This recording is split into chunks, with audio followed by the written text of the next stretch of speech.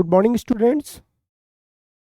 Doctor वाला channels पे आपका हार्दिक स्वागत है। और ये हमारा बैच जो है इग्नाइट बैच है। सब कुछ आपका प्रॉपर चल रहा होगा। नोट्स वगैरह आपका टेलीग्राम चैनल का लिंक जो है यूट्यूब चैनल के डिस्क्रिप्शन बॉक्स में होगा, वहाँ से आप अपना नोट्स डाउनलोड कर सकते हैं। आज हमारा जो चैप्टर है वो क्लास 12th का सेकेंड चैप्टर है। फर्स्ट चैप्टर जो हमारा सॉलिड स्टेट है वो तो आपके सिलेबस से कट गया है। हमारा सेकेंड चैप्टर क्या है? सॉल्यूशन। ठीक। सॉल्यूशन कहाँ का चैप्टर है? Class 12th। देखो ये चैप्टर हमने क्यों सीक्वेंस में रखा, हमारा जो सीक्वेंस होगा, पहला चैप्टर हमारा क्या था? Some basic concept of chemistry. फिर आपने वहाँ पे क्या पढ़ लिया? मोलरिटी, मोलरिटी, कंसंट्रेशन टर्म वहाँ पे हमने देख लिया। अब हम पढ़ेंगे क्या? क्लास 12th का चैप्टर सॉल्यूशन। फिर थर्ड चैप्टर हम पढ़ेंगे क्या? Redox reaction. अब रेडॉक्स रिएक्शन 11th का है, बट उससे कनेक्टेड टॉपिक आपका क्या होगा? इलेक्ट्रोकेमिस्ट्री। इलेक्ट्रोकेमिस्ट्री और रेडॉक्स रिएक्शन क्या है? वो दोनों आपस में इंटरकनेक्टेड है। फिर वो रेड सिग्नल क्यों हो रहा है? तो आइए शुरू करते हैं।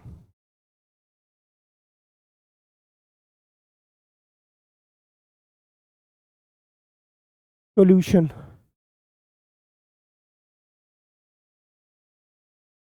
बच्चों सॉल्यूशन किससे मिलके बना होता है? Solute plus solvent. किससे मिलके बना होगा? सोल्यूट प्लस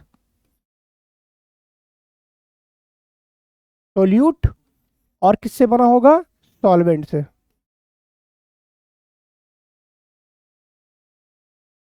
अब सुनो, आप डिफरेंस कैसे पता करोगे कि सोल्यूट कौन है सॉल्वेंट कौन है? तो सोल्यूट हमारा क्या होगा? लेस अमाउंट में होगा, और सॉल्वेंट हमारा क्या होगा? मोर इन अमाउंट। ठीक। और जो नेचर होता है वो डिसाइडिंग कौन करता है? जैसे सॉलिड होगा, सॉल्यूशन लिक्विड होगा या गैस होगा, वो डिसाइडिंग नेचर हमारा कौन होता है? सॉल्वेंट होगा।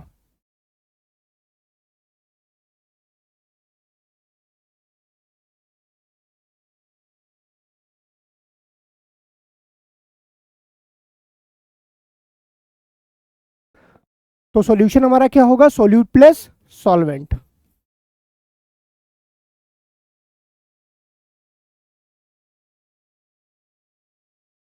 Solute plus solvent.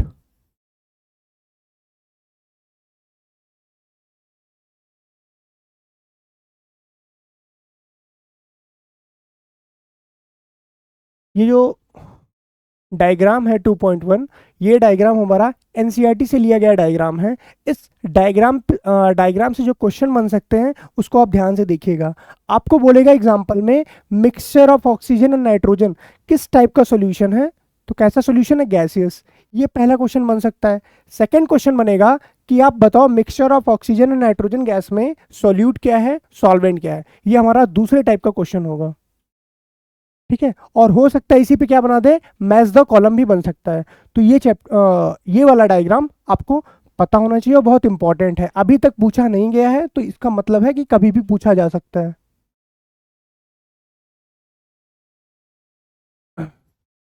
देखिए, सॉल्यूशन कितने में? Gaseous solution, liquid solution, solid solution. पहला क्या है? सॉल्यूट। गैस, गैस इसका एग्जांपल क्या होगा? Mixture of oxygen and nitrogen gas. Second, अगर हमारा सोल्यूट क्या है? लिक्विड है, सॉल्वेंट क्या है? गैस। तो इसका एग्जांपल क्या हो जाएगा? Chloroform mixed with nitrogen gas. Third, अगर हमारा सोल्यूट सॉलिड है, सॉल्वेंट हमारा क्या है? गैस है, तो ये हमारा एग्जांपल क्या होगा? Camphor in nitrogen gas. Camphor क्या है? कपूर। सेकेंड टाइप की बात करते हैं। लिक्विड सॉल्यूशन में क्या होगा? सोल्यूट अगर हमारा गैस है, सॉल्वेंट हमारा लिक्विड है, तो ये क्या आ जाएगा? इसका एग्जांपल होगा ऑक्सीजन डिजॉल्व इन वाटर। जो एक्वेटिक एनिमल हैं वो कौन सा ऑक्सीजन को यूटिलाइज करते हैं? जो ऑक्सीजन वाटर में डिजॉल्व होता है। सेकेंड, सोल्यूट हमारा लिक्विड और सॉल्वेंट हमारा लिक्विड, तो हमारा इसका एग्जांपल क्या होगा? Ethanol dissolve in water. ठीक। थर्ड, सॉलिड लिक्विड, इसका example glucose dissolve in water. Glucon D पीते हैं ना आप, वो इसका एग्जांपल है। ग्लूकोन डी में जो आप वाटर में डाल के पीते हैं, क्या लिक्विड आपका क्या होता है, सॉल्वेंट होता है, और ग्लूकोज क्या होता है आपका, सोल्यूट होता है। थर्ड बात करते हैं इस पे, सॉलिड सॉल्यूशन में सोल्यूट हमारा क्या होगा, गैस, और सॉल्वेंट हमारा क्या होगा, सॉलिड। इसका एग्जांपल क्या होगा, solution of hydrogen palladium. Hydrogenation reaction आपने सबने ऑर्गेनिक में देखा होगा, तो वो किस टाइप का रिएक्शन होता है, यही होता है। उसमें क्या होता है, सोल्यूट हमारा क्या होगा, गैस होगा, और सॉल्वेंट हमारा क्या होगा, सॉलिड होगा। ठीक। सेकेंड, सोल्यूट हमारा क्या होगा, लिक्विड, और सॉल्वेंट हमारा सॉलिड। इसका एग्जांपल होगा हमारा amalgam of mercury with sodium. Third हमारा होगा सोल्यूट, सॉलिड, और सॉल्वेंट भी क्या है, सॉलिड। इसका एग्जांपल होगा कॉपर डिजॉल्व इन गोल्ड। मतलब इसको हम लोग क्या बोल सकते हैं, एलॉय। एलॉय किस टाइप का एग्जाम्पल है, उसमें सॉल्यूट भी क्या होगा, सॉलिड होगा, और सॉल्वेंट भी क्या होगा, सॉलिड होगा। तो ये आप अच्छे से याद कर लीजिएगा, या फिर इसी का प्रिंट आउट निकाल के आप जहाँ पे स्टडी टेबल है वहीं पे पेस्ट कर दीजिएगा, आपको याद हो जाएगा।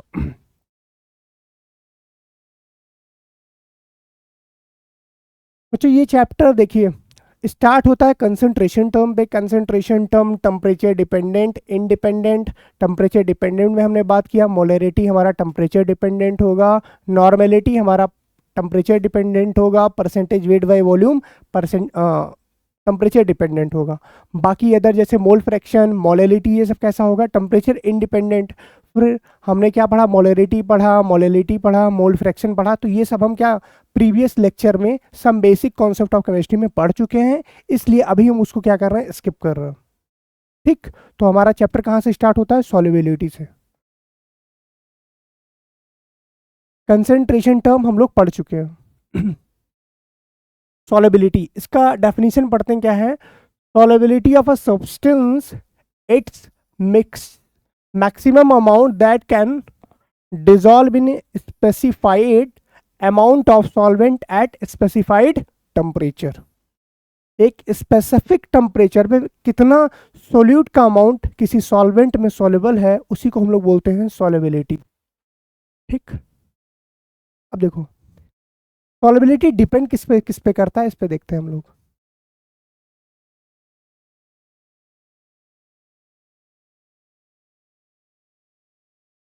सॉल्युबिलिटी डिपेंड्स ऑन, किस पे डिपेंड करेगा,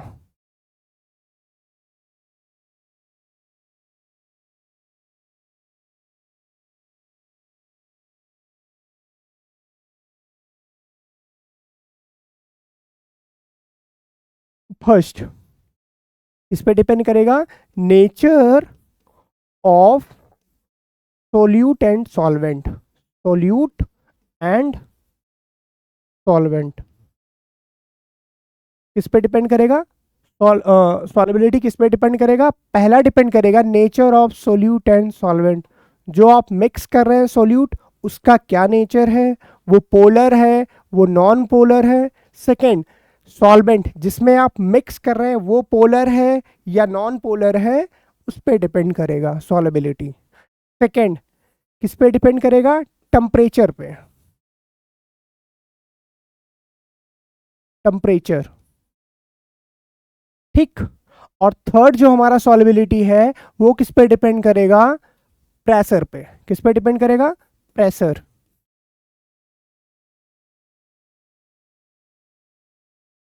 ना बच्चों, फिर से एक बार, सॉल्युबिलिटी हमारा क्या है, वो सोल्यूट अमाउंट एक फिक्स टेम्परेचर पे जो कि सॉल्वेंट में सॉल्युबल हो, उसी को हम लोग बोलते हैं सॉल्युबिलिटी। सॉल्युबिलिटी हमारा तीन चीज पे डिपेंड करेगा, किस पे, nature of solute and solvent, second temperature, third pressure. अब आपने एक चीज तो सुना होगा ना, लाइक डिजॉल्व लाइक, जो जैसा होगा वो उसी में वैसे ही घुलेगा। मतलब इसका कहने का मतलब क्या है, अगर पोलर सोल्यूट है तो वो पोलर सॉल्वेंट में ही सॉल्युबल होगा, अगर वो नॉन पोलर सोल्यूट है तो नॉन पोलर सॉल्वेंट में ही सॉल्युबल होगा। अब पोलर कौन है, नॉन पोलर कौन है, ये हम लोग पढ़ लेंगे कहाँ पे, क्योंकि वो अगर वहाँ यहाँ पे पढ़ाने बैठ जाएंगे तो 1.5 घंटे का लेक्चर होगा। वो हम लोग पढ़ेंगे कहाँ पे, केमिकल बॉन्डिंग में। डायपोल मोमेंट जब पढ़ेंगे तो वहाँ पे हम देख लेंगे कौन सा मॉलिक्यूल पोलर है, कौन सा मॉलिक्यूल नॉन पोलर है। तो ये स्लाइड आपको समझ में आया होगा।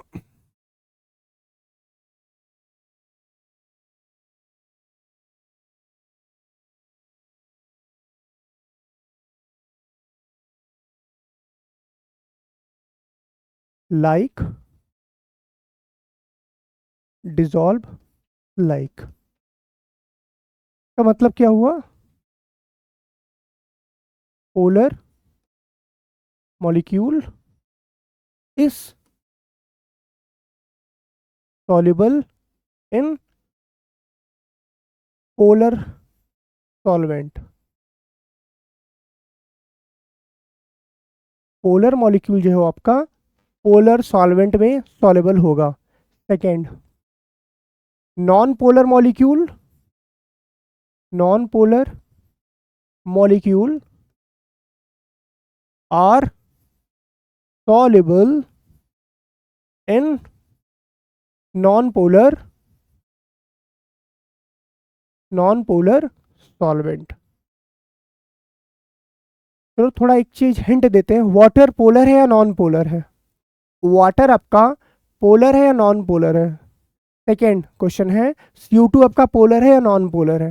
तो वाटर आपका क्या है? पोलर मॉलिक्यूल है, ठीक। और CO2 आपका क्या है? नॉन पोलर है, ठीक। ये हो गया हमारा। अब सबसे पहला हम लोग पढ़ते हैं किसका? Solubility of solid in liquid. दो चीज का बात करेंगे हम। पहला पढ़ेंगे क्या? Solubility of solid in liquid. Second हम बात करेंगे solubility of gas in liquid. तो पहला हम क्या बात करने जा रहे हैं? Solubility of solid in liquid. First,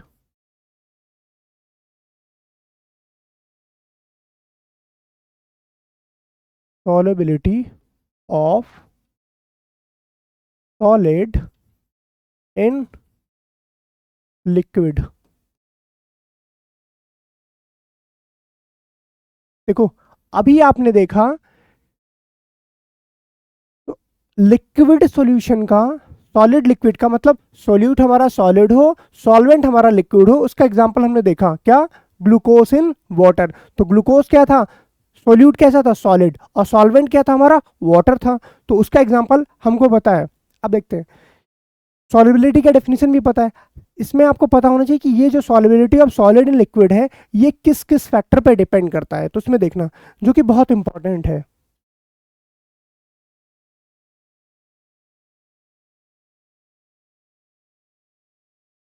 solubility of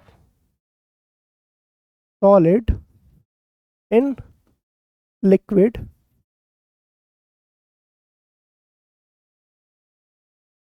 depends on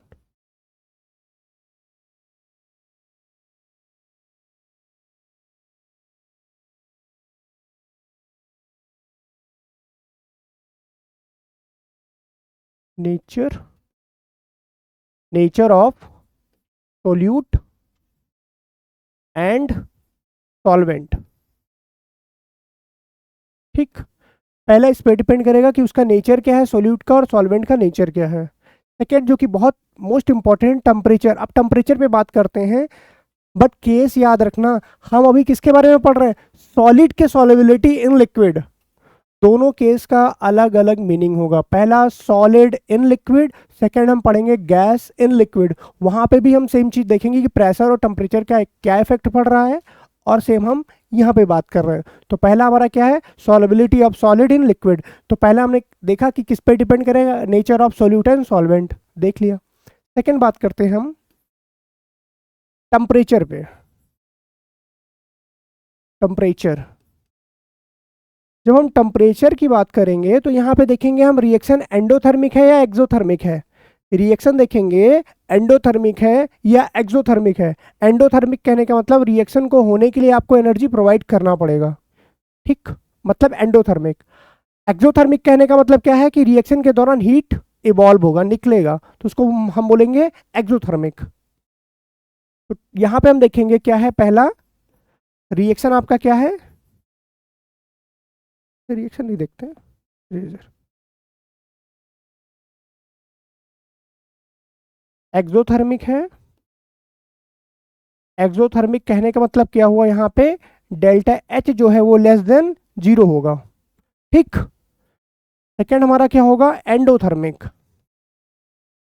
endothermic, endothermic कहने का मतलब क्या हुआ? Change in enthalpy delta H को बोलते हैं, वो कैसा होगा, डेल्टा एच क्या होगा हमारा, ग्रेटर देन 0 होगा। ठीक, मतलब एंडोथर्मिक में डेल्टा एच पॉजिटिव, एक्सोथर्मिक में डेल्टा एच नेगेटिव। नेगेटिव क्यों, क्योंकि 0 से कम है। अब देखो टेम्परेचर एक्सोथर्मिक और एंडोथर्मिक, अगर एक्सोथर्मिक है, वो रिएक्शन एक्सोथर्मिक है, तो आप टेम्परेचर बढ़ाओगे तो सॉलिबिलिटी डिक्रीज करेगा। ध्यान देना फिर से, हम solubility of solid in liquid बात कर रहे हैं। अब देखेंगे अगर एक्सोथर्मिक रिएक्शन है तो हम टेम्परेचर बढ़ाएंगे तो सॉलिबिलिटी डिक्रीज करेगा। तो यहां पे क्या लिखेंगे,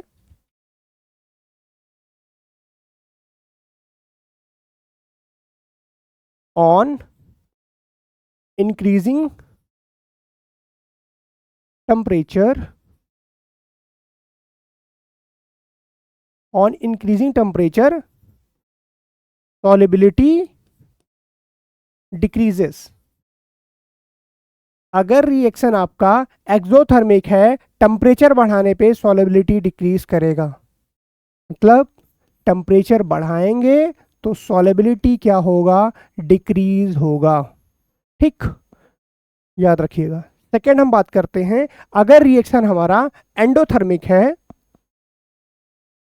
तो क्या होगा, on increasing temperature, on increasing temperature solubility increase करेगा, सॉलिबिलिटी इंक्रीजेस। ठीक है, रिएक्शन एंडोथर्मिक है तो टेम्परेचर बढ़ाने पे सॉलिबिलिटी बढ़ेगा, टेम्परेचर घटाने पे सॉलिबिलिटी घटेगा। लेकिन अगर रिएक्शन एक्सोथर्मिक है तो टेम्परेचर बढ़ाने पे सॉलिबिलिटी घटेगा और टेम्परेचर घटाने पे सॉलिबिलिटी बढ़ेगा। तो यहाँ पे क्या होगा, टेम्परेचर बढ़ाने पे सॉलिबिलिटी आपका बढ़ेगा। ठीक, ये क्लियर हो गया। अब हम थर्ड बात करते हैं, effect of pressure. Third,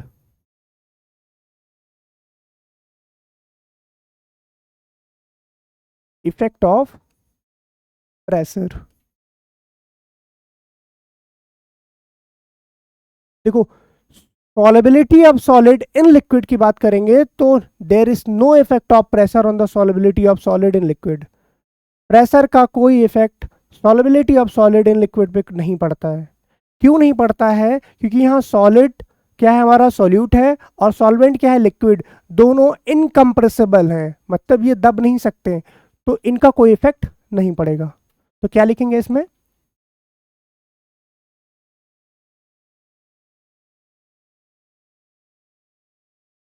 there is no effect of pressure, pressure on the solubility of solid in liquid। कोई पूछे रीजन तो आप लिखोगे आगे, बिकॉज बोथ, बोथ क्या, बोथ सॉलिड मतलब सॉल्यूट, सॉलिड एंड लिक्विड मतलब solvent, liquid are incompressible, incompressible, incompressible. ठीक है, ये रीजन आपका एनसीईआरटी में है। तो हमने बात किया नेचर ऑफ सोल्यूट और सॉल्वेंट पे डिपेंड करेगा। सेकेंड हमने बात किया टेम्परेचर पे, लेकिन टेम्परेचर को हमने दो पार्ट में पढ़ा कि रिएक्शन हमारा एंडोथर्मिक है या रिएक्शन हमारा एक्सोथर्मिक है। अगर एंडोथर्मिक है तो टेम्परेचर बढ़ाने पे सॉलिबिलिटी बढ़ेगा, अगर एक्सोथर्मिक है तो टेम्परेचर बढ़ाने पे सॉलिबिलिटी डिक्रीज करेगा। थर्ड हमने बात किया इफेक्ट ऑफ प्रेशर, हम प्रेशर बढ़ाएं या घटाएं उसका सॉलिबिलिटी ऑफ सॉलिड का कोई इफेक्ट नहीं पड़ेगा। क्यों नहीं पड़ेगा, क्योंकि सॉलिड और लिक्विड दोनों इनकम्प्रेसिबल हैं। अब हम बात करते हैं solubility of gas in liquid, जो कि बहुत इंपॉर्टेंट है। यहीं पे हम लोग पढ़ेंगे क्या, हेनरी लॉ के बारे में।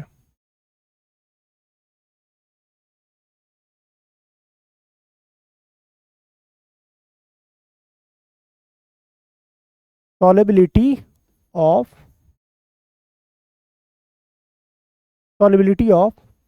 gas in liquid।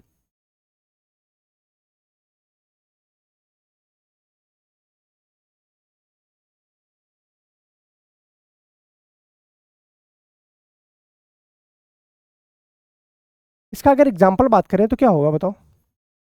O2 dissolve in water, या सिंपल बोल सकते हैं डिजोल्व ऑक्सीजन।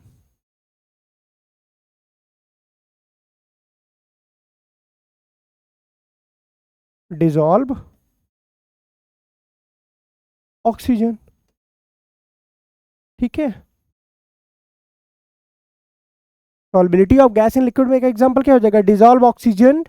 और सेकंड एग्जांपल इसका आप ये भी बोल सकते हो, कार्बोनेटेड ड्रिंक्स। क्या बोल सकते हो? Carbonated drinks. देखो डेफिनेशन नहीं पूछा जाएगा कि what is solubility of gas in liquid, ठीक है। 9th-10th खत्म हो चुका है। अब देखते हैं इफेक्ट के बारे में बात करते हैं। Effect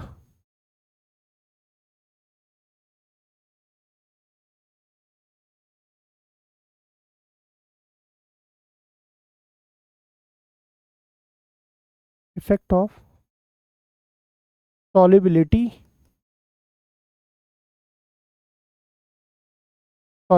of gas.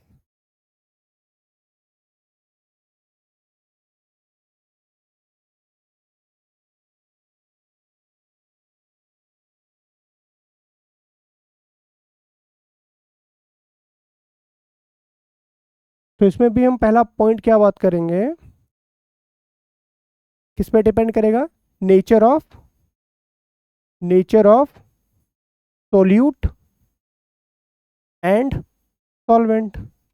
ये चीज दोनों में कॉमन होगा, ठीक है। चाहे हम सॉलिड की सॉल्युबिलिटी लिक्विड में बात करें, चाहे गैस की सॉल्युबिलिटी इन लिक्विड बात करें, nature of solute and solvent पे डिपेंड करेगा ही करेगा। सेकेंड हम बात करते हैं क्या? टेम्परेचर का। टेम्परेचर, अब ध्यान देना, अगर हम टेम्परेचर की बात करते हैं और वो भी गैस में, तो क्या होगा? टेम्परेचर बढ़ाने पे हमेशा सॉल्युबिलिटी क्या होगा? डिक्रीज करेगा। तो इसमें क्या लिखेंगे? On increasing temperature, on increasing temperature, on increasing temperature, temperature solubility decreases, solubility decreases, ठीक है। अगर आप टेम्परेचर बढ़ाओगे तो सॉल्युबिलिटी क्या होगा? डिक्रीज करेगा। बट अगर हम सॉलिड की बात करिए थे तो क्या था? वहां पे दो केस था कि रिएक्शन हमारा एक्सोथर्मिक है या एंडोथर्मिक है। मतलब जब आप डिजोल्व कर रहे हो तो वहां पे क्या हो रहा है? हीट इवॉल्व हो रहा है या हीट गेन कर रहा है, तो उस पर डिपेंड कर रहा था। बट हम गैस की बात करेंगे तो ऐसा कुछ नहीं है। डायरेक्ट हमको ऑनलाइन पता होना चाहिए कि टेम्परेचर बढ़ाने पे सॉल्युबिलिटी घटेगा। थर्ड हम बात करते हैं effect of pressure. Effect of pressure, फिर से रिकॉल करना, जब हम सॉलिड की बात किए थे तो प्रेशर का कोई इफेक्ट नहीं है। हम गैस की बात करेंगे तो यहाँ पे प्रेशर का ही पूरा इफेक्ट है। क्या होगा इसमें? On increasing pressure, on increasing pressure solubility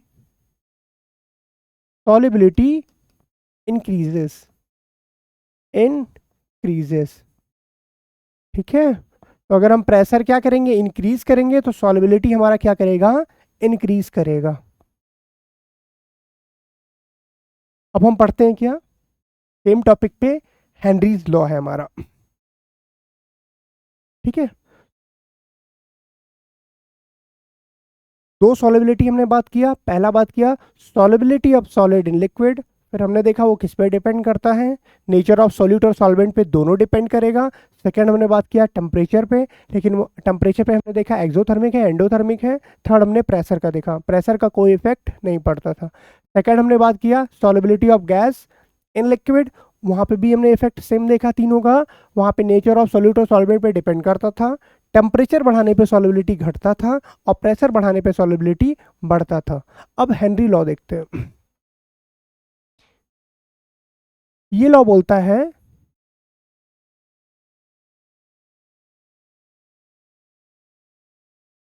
solubility solubility of gas of a gas is directly proportional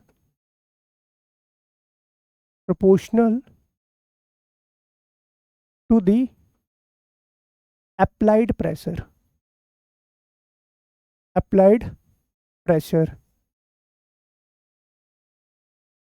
इन्होंने सेकंड बात किया क्या,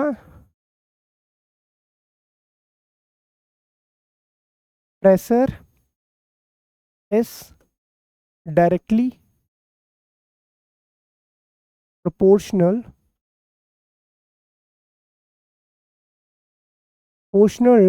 to the mole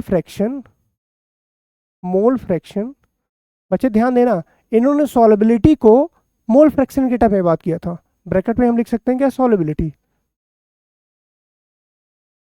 mole fraction of a gas at a fix temperature at a constant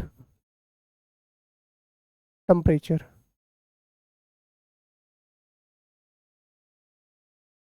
ठीक, किसी fix temperature पे आप जितना pressure apply करोगे उतना ज़्यादा सॉल्युबिलिटी बढ़ेगा। और इन्होंने सॉल्युबिलिटी को मोल फ्रैक्शन के टर्म में बात किया था। ठीक, ये हमारा हो गया हेनरी लॉ। अब इसका हम अगर डेरिवेशन करेंगे तो पी क्या होगा, हमारा प्रेशर होगा। Pressure is directly proportional to mole fraction chi. Proportionality का साइन हटता है तो एक कांस्टेंट आता है, ठीक है। P equal to K H बोल देते हैं, इसको बोलते हैं Henry law constant into mole fraction, ठीक है।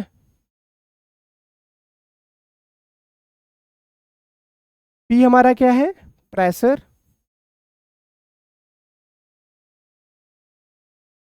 एक्स हमारा क्या है, मोल फ्रैक्शन,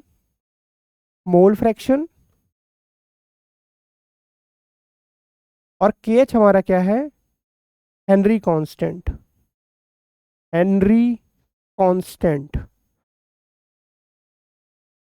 देखो जो स्टेटमेंट बेस्ड क्वेश्चन आते हैं उस पर ध्यान दीजिएगा। पी क्या है, प्रेशर है, एक्स क्या है, मोल फ्रैक्शन, के एच क्या है हमारा, हेनरी कांस्टेंट।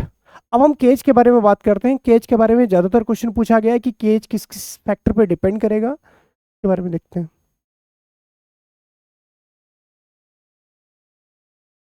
तो यहां पे हम देखेंगे के एच मतलब क्या है, ये हेनरी कांस्टेंट।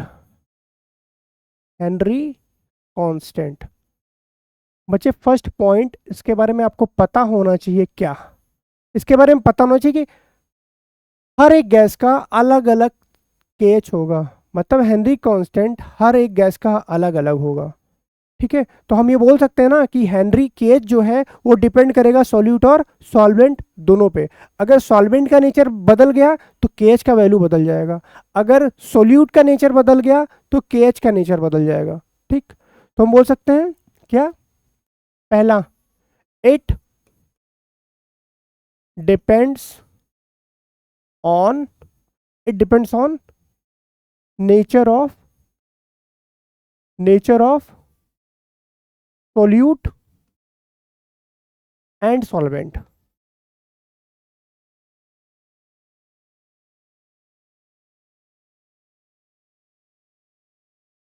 ठीक, इसी में हम बात कर सकते हैं क्या, वैल्यू ऑफ के H is different for different gases,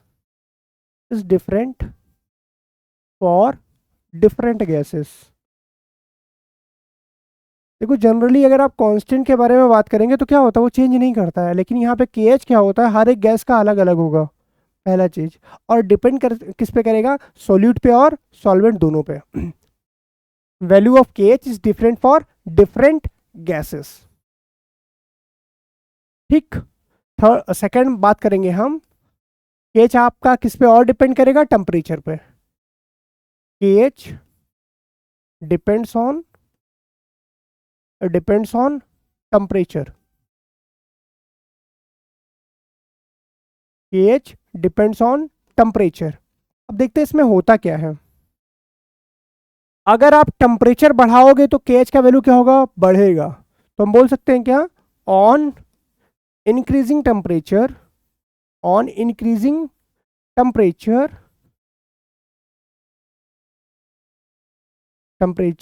the value of KH increases।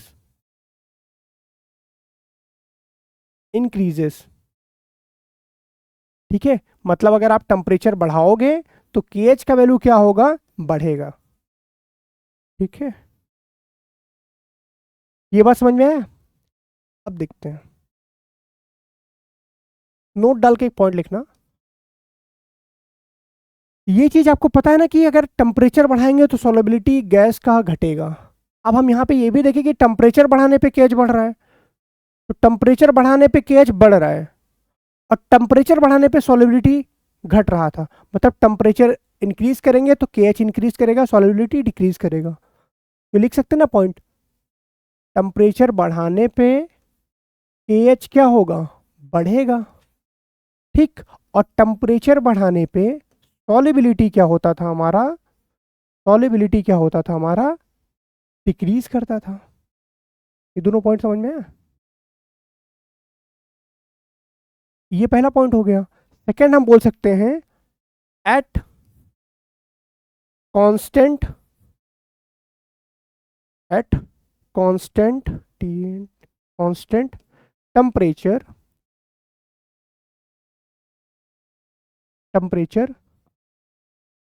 solubility is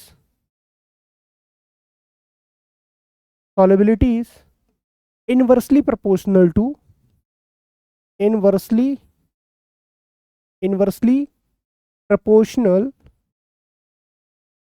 proportional to the KH। कहने का मतलब क्या है, अगर KH आपका बढ़ेगा तो सॉल्युबिलिटी हमारा घटेगा, सॉल्युबिलिटी क्या होगा, घटेगा। इसका उल्टा भी हो सकता है, केएच का वैल्यू घटेगा तो सॉल्युबिलिटी क्या होगा, बढ़ेगा। तो ऐसे भी बोल सकते हैं, solubility is inversely proportional to KH. ठीक है,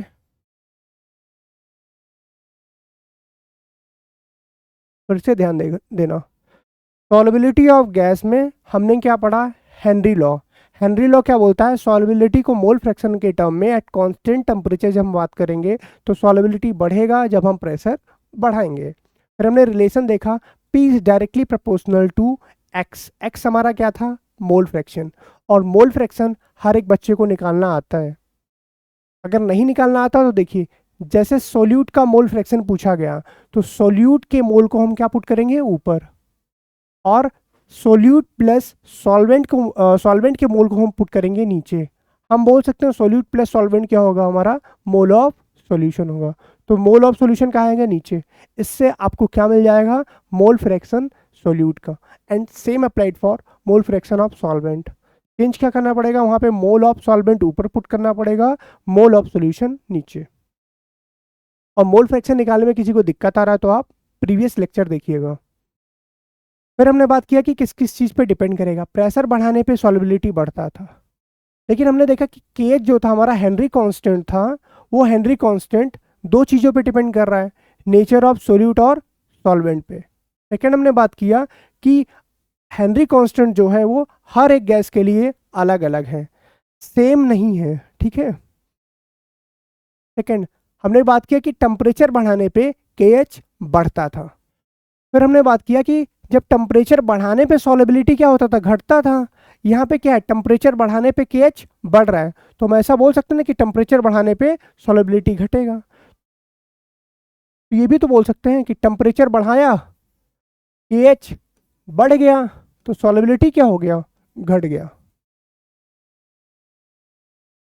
अच्छा, ये स्लाइड बहुत इंपॉर्टेंट है और स्लाइड से तकरीबन 3-4 क्वेश्चन पूछे जा चुके हैं। ठीक है, और थोड़ा कंफ्यूजिंग भी है। सिंपल, आपको सिर्फ एक बात याद रखना है कि अगर हम टेम्परेचर बढ़ाएंगे तो केएच बढ़ेगा, और केएच बढ़ेगा तो सॉलिबिलिटी घटेगा।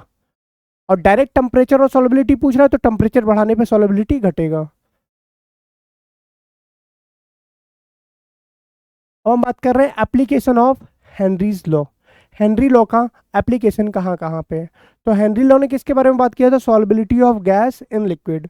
अब देखते हैं, हमको तीन एप्लीकेशन के बारे में बात करना है। पहला हम बात करेंगे कार्बोनेटेड ड्रिंक्स में। जो हम पेप्सी कोला ये सब पीते हैं, उसमें क्या होता है, CO2 को हाई प्रेशर में क्या किया जाता है? डिजोल्व करवाया जाता है। मुझे इसके पहले एक चीज नोट कर लेते हैं, पीछे चल के हम ऐड कर लेते हैं।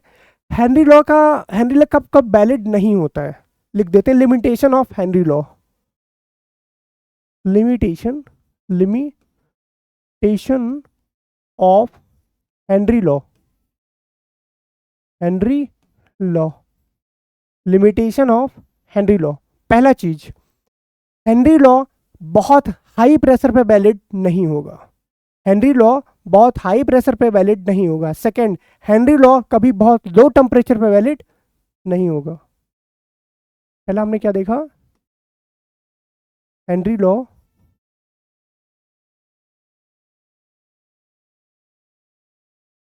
Henry law is not valid at high pressure.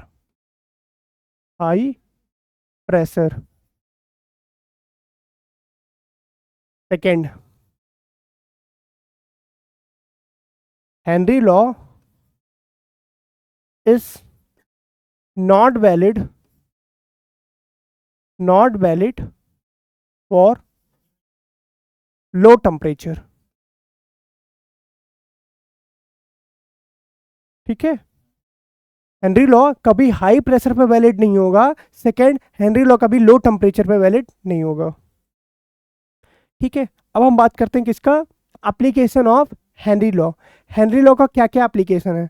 तो बच्चों समझना, हमको इसका 3 एप्लीकेशन पढ़ना है। पहला एप्लीकेशन हमने बोला कार्बोनेटेड ड्रिंक्स में। जब हम पेप्सी और कोला पीते हैं तो क्या होता है? गैस बाहर आता है।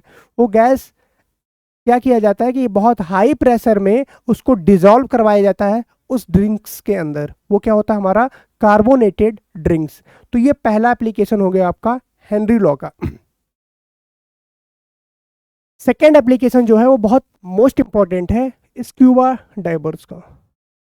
देखो, स्क्यूबा डाइवर्स जब वो समंदर वगैरह के अंदर बहुत अंदर तक जाते हैं तो क्या होगा? बहुत ज़्यादा हाई प्रेशर अमाउंट हो जाएगा। अब प्रेशर बढ़ाने पे सॉलिबिलिटी बढ़ता था, तो अंदर पानी के अंदर प्रेशर बहुत ज़्यादा, मतलब जो डिजॉल्व गैसेस हैं वो क्या हो जाएगा, मतलब गैसेस जो है वो बहुत हाई प्रेशर से क्या हो जाएंगे? उनका सॉलिबिलिटी बढ़ जाएगा, मतलब सॉलिबिलिटी इंक्रीज कर गया। लेकिन जब वही स्क्यूबा डाइवर्स बाहर आने लगेंगे तो सॉलिबिलिटी क्या होगा? घटेगा। क्यों घटेगा? क्योंकि जैसे जैसे वो बाहर आएंगे प्रेशर उनका कम होता जाएगा, प्रेशर कम होगा, सॉलिबिलिटी कम होगा, तो वो गैस बाहर आएगा। वो जब बाहर आता है तो वहां पे क्या हो जाता है?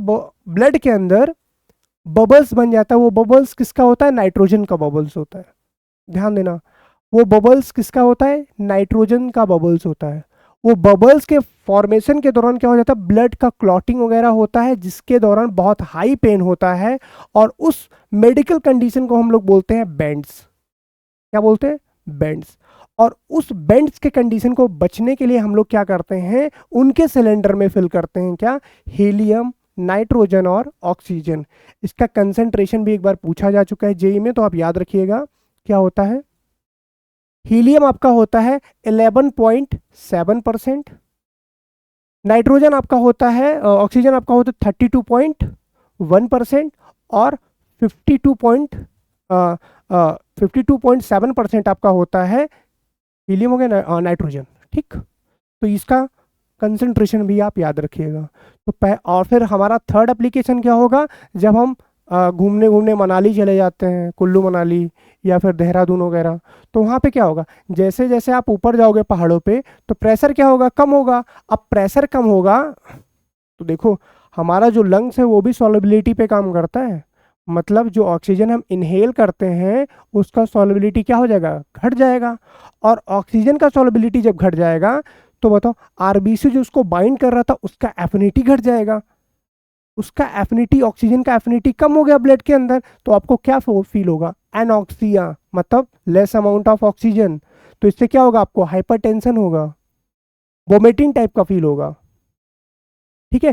तो लेकिन अगर आप 3-4 दिन तक अगर वहां पे स्टे करते हैं तो फिर क्या होगा? हमारा बॉडी उससे कोप अप कर जाएगा। कैसे कोप अप करता है इसके बारे में सुनिएगा। क्या होगा कि आरबीसी का फॉर्मेशन क्या होगा? बढ़ जाएगा। अगर वहां पे आप अपना काउंट करवाएंगे आरबीसी वगैरह, तो हमें वहां पे क्या हो जाएगा? आरबीसी का काउंट बढ़ जाएगा, बट उसका एफिनिटी क्या हो जाता है? घट जाता है। ठीक है।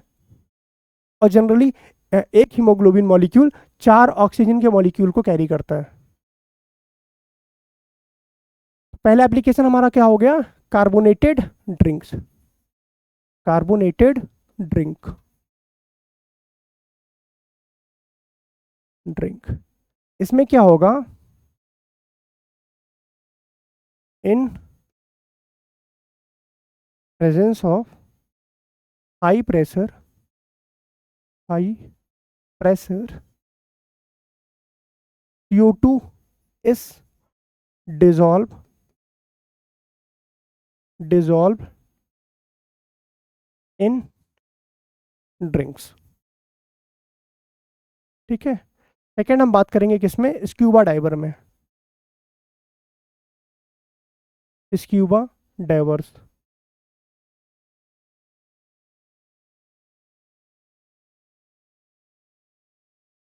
कुछ ध्यान देना इसमें, स्क्यूबा डाइवर्स में हमने बता दिया आपको।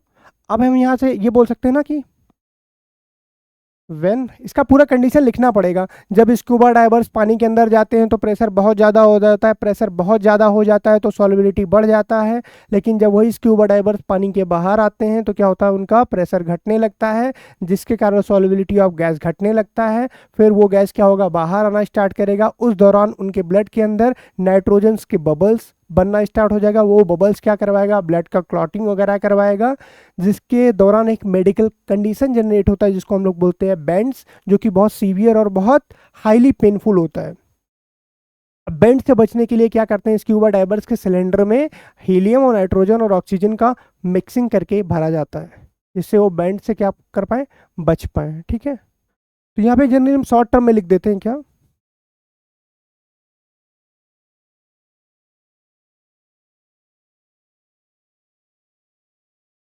देखो, प्रेशर बढ़ाएंगे, सॉल्युबिलिटी बढ़ेगा। ठीक है। लेकिन अगर हम प्रेशर क्या करेंगे? घटाएंगे, तो सॉल्युबिलिटी क्या होगा? सॉल्युबिलिटी क्या होगा? घटेगा। ठीक है। और बेंड्स क्या होता है ये भी ध्यान दीजिएगा।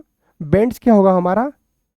मेडिकल कंडीशन होता है, medical condition, condition in which a bubble of, a bubble of, bubble of nitrogen gas form, bubble of nitrogen gas is formed, which is highly painful, highly painful, painful. To avoid bends, a mixture of, a mixture of gases are filled in,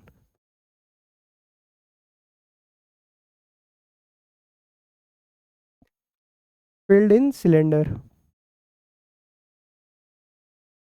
filled in cylinder. उस cylinder में क्या mixture होता है? ध्यान दीजिएगा। Mixture हमारा क्या होगा? मिक्सचर ऑफ गैस में, मिक्सचर ऑफ गैस हमारा क्या होगा? नाइट्रोजन होगा, हीलियम होगा और ऑक्सीजन होगा। ऑक्सीजन हमारा होगा, ऑक्सीजन हमारा होगा 32.1%। हीलियम होगा हमारा, ये होगा 52%। हीलियम होगा 32 52 कितना हुआ? 54 30 84 11.7%। तो ये हमारा आंसर होता है। ठीक है, मिक्सचर ऑफ गैस कौन कौन सा होगा? नाइट्रोजन होगा, हीलियम होगा और ऑक्सीजन होगा।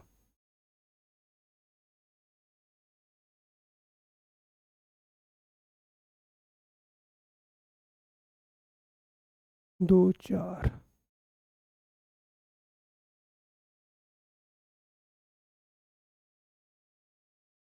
ठीक। ये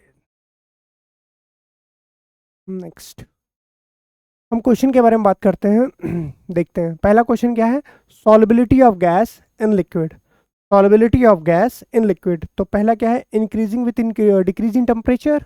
सेकेंड ऑप्शन है increases with rise in temperature. Third है remain unaffected with rise in temperature. Second है लास्ट ऑप्शन है none of these.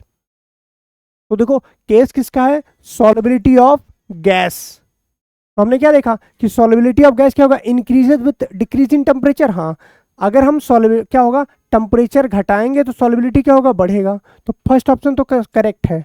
Increases with rise in temperature गलत है, क्योंकि टेम्परेचर बढ़ाने पे सॉल्युबिलिटी घटेगा। रिमेन अनइफेक्टेड ये भी गलत है। नन ऑफ दिस तो होगा नहीं, तो आपका ऑप्शन क्या होगा?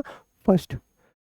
बच्चे ध्यान देना, इसी पे एक क्वेश्चन और पूछा जाता है कि जो हमारे एक्वेटिक एनिमल्स हैं जैसे फिश वगैरह हो गए, वो क्या कोल्ड वाटर में ज़्यादा सर्वाइव करेंगे या हॉट वाटर में?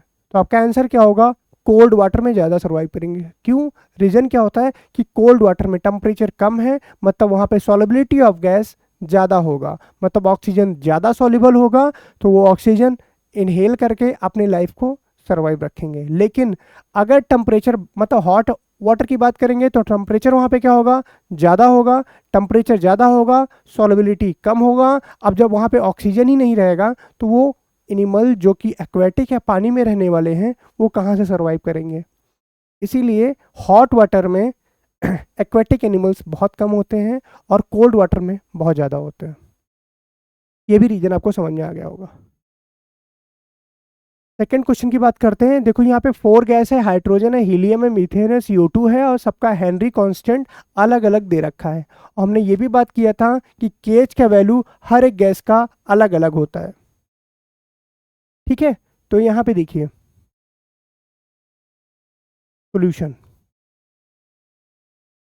हाइड्रोजन है, ऐसे लिख लीजिएगा, हाइड्रोजन है, हीलियम है, मीथेन है और CO2 है।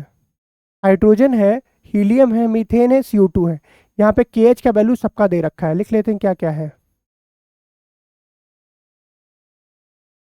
पहले का 69.16, सेकेंड है 144.97, थर्ड है हमारा 0.413 और फोर्थ है हमारा 1.67। अब देखो बच्चों, 4 गैस दे दिया, चारों का केएच का वैल्यू अलग अलग दे दिया। अब फिर पूछ रहा है कि कौन गैस सबसे ज़्यादा सॉल्युबल होगा। तो हमने बोला था कि केएच क्या होगा, अगर केएच का वैल्यू बढ़ेगा तो सॉल्युबिलिटी घटेगा, मतलब उस गैस का सॉल्युबिलिटी बहुत ज़्यादा होगा जिसका केएच का वैल्यू बहुत कम होगा। तो यहाँ पे हम ये बोल सकते हैं ना कि सॉल्युबिलिटी सॉल्युबिलिटी क्या होगा हमारा? इनवर्सली प्रोपोर्शनल किसके था? केएच के था। ठीक है, ये लाइन आपको पता है, इसी लाइन पे क्वेश्चन बना है। तो हम बोल सकते हैं ना क्या कि केएच का वैल्यू जिसका कम होगा उसका सॉल्युबिलिटी क्या होगा? ज़्यादा होगा। अगर आपका केएच का वैल्यू बढ़ जाएगा तो उसका सॉल्युबिलिटी क्या होगा? घट जाएगा। तो आपके ऑप्शन के अकॉर्डिंग क्या होगा? जिसका केएच का वैल्यू बहुत कम होगा उसका सॉल्युबिलिटी बहुत ज़्यादा होगा। तो केएच का वैल्यू किसका सबसे कम है? मीथेन का। तो आपका आंसर क्या होगा? CH4। ठीक। थर्ड क्वेश्चन ये देखो, स्टेटमेंट बेस्ड क्वेश्चन है। ये क्वेश्चन बहुत इंपॉर्टेंट होते हैं, यहाँ पे गलती होने का चांस बहुत ज़्यादा होता है। ये लिखा है, क्या लिखा है? Correct statement is. आपको करेक्ट स्टेटमेंट बताना है। कभी कभी पूछ लेता है इनकरेक्ट स्टेटमेंट बताना है, तो यहाँ पे भी ध्यान दीजिएगा। ठीक है, करेक्ट स्टेटमेंट, इसको आप क्या करोगे? सर्किल कर लोगे। अब हम पढ़ते हैं सॉल्युबिलिटी ऑफ गैस। देखो किसके बारे में बात कर रहा है? Solubility of gas in liquid increases with increase of temperature. नहीं, अगर गैस की सॉल्युबिलिटी के बारे में बात करेंगे तो टेम्परेचर बढ़ाने पे सॉल्युबिलिटी घटता था। इसने क्या बोला, बढ़ाने पे बढ़ रहा है, तो गलत हो गया ना स्टेटमेंट। सेकेंड, फिर देखो, aquatic species are more comfortable in warm water rather than cold water, गलत बात है। अभी हमने बोला कि एक्वाटिक एनिमल जो हैं वो कोल्ड वाटर में ज्यादा कंफर्टेबल हैं कंपेयर टू वार्म वाटर, तो उसने क्या कर दिया, थोड़ा सा इधर उधर कर दिया कि aquatic animal more comfortable in warm water rather than cold water, तो गलत नहीं होगा ये। तो बी वाला स्टेटमेंट भी हमारा क्या हो गया, गलत हो गया। अब देखो दो ए और बी हमने सॉल्व किया, क्या इससे आंसर मिल जाएगा, मिल जाएगा, देखते हैं। लेकिन ए और बी तो हमारा आंसर होगा नहीं, तो ये फोर्थ वाला ऑप्शन कट गया, फर्स्ट वाला ऑप्शन कट गया और सेकंड वाला बी ऑप्शन कट गया, मतलब हमारा आंसर क्या होगा, थर्ड ऑप्शन। बट हम अभी पूरा सॉल्व कर रहे हैं। फिर सी ऑप्शन बोल रहा है कि at high altitude the partial pressure of oxygen gas is less than that of ground level. ये स्टेटमेंट बिल्कुल सही है। क्यों, क्योंकि जैसे जैसे आप ऊपर जाओगे आपका पार्शियल प्रेशर क्या होगा, कम होगा।